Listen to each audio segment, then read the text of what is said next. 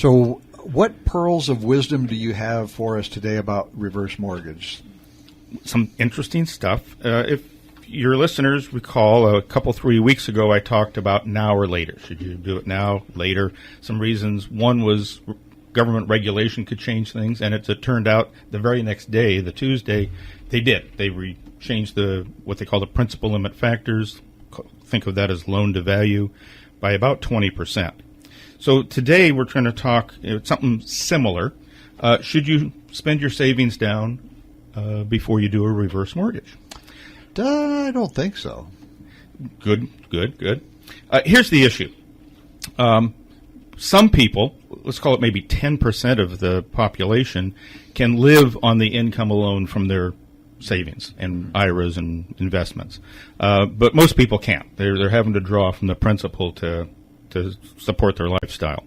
But think of it this way. If you've got cash, or a CD is also cash, you're relying on some interest from that. Lately it's been next to nothing, but in the past it's been 6%, which could be quite worthwhile. But as you spin down and use up that CD, it's no longer kicking off the interest. So now your income has gone down, and you need more from the principal than you did before.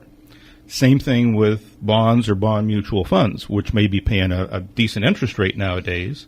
But again, as you use up the bonds, the interest that you were drawing starts going away.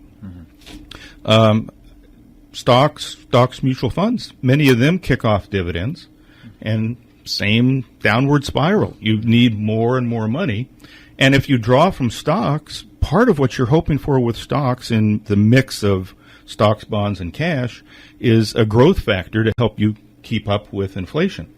But if you have a downturn and you're having to still draw from stocks, now you sold some stock and your principal has gone down at the same time, and you can't recover once you've sold the stock. So if the stock goes back up, but you had to sell it because you needed the cash to live on, now you're hurting. So what's the solution? Well, one more item, real quick. If you have IRAs, some people, once they're over 70 and a half, they have to draw.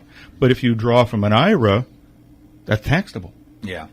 So that's an issue. And, of course, it may be invested in cash, stocks, and bonds. Mm-hmm. Reverse mortgage allows you to space that out.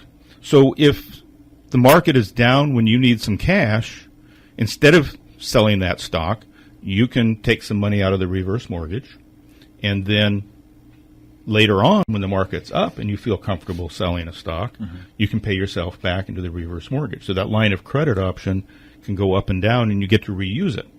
And so that can help you last much longer in life, and your portfolio may not outlive you where otherwise it could very easily.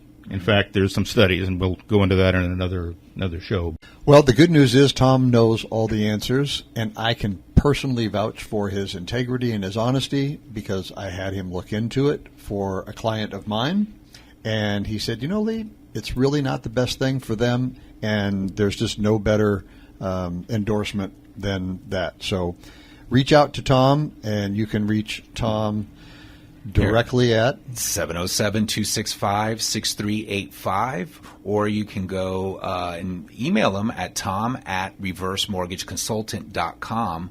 It's Signet Reverse Mortgage, taking people from where they are to where they want to be. Thank you, Tom. I appreciate you coming by. Thanks a lot.